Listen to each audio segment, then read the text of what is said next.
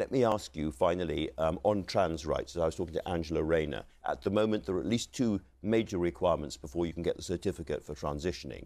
One is a medical certificate for gender dysphoria, and the other is to show that you have lived for 2 years in the gender to which you want to be assigned. Will the Liberal Democrats remove those hurdles, if you like?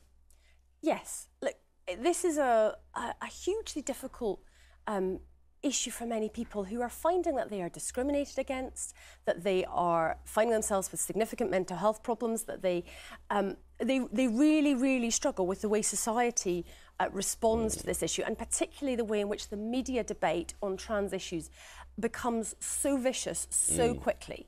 It is really important that everybody, no matter whether they are cis or trans, whether they are gay or straight or bi, whether you're men or women, everybody can be themselves and live and be free to live their lives without discrimination. And at the moment, the hurdles that are there are, I do not believe that they are justified. They are not a sensible way forward. Other countries have made this change already and it has worked well. And we should do that too.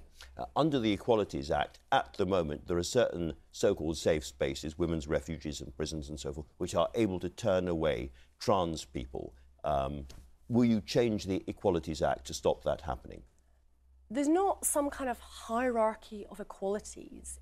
Everybody matters, and you can't say that, you know, trans women or cis women, you know, that one group is more important than another. Do you change the Act, is my point? What all of those places have to do. You know, if you're in a refuge and you have... Yeah, let's take the example of women's and refuge. if you have a woman who comes to that refuge who is being abused by her partner is a same-sex partner, then clearly that refuge has to be making sure they're doing a risk assessment on those coming in, because you wouldn't want to have a situation where that partner who'd been abusive was in the same refuge. So this isn't an issue about gender. This is an issue about managing that risk, and that has to be done with all of the people that a refuge is accepting. That seems very sensible to me. Trans women are often at significant risk of violence and abuse within relationships. So, finally, do you think the Equalities Act needs to be changed, therefore, or not? Well, I think the Gender Recognition Act needs to be changed. I think the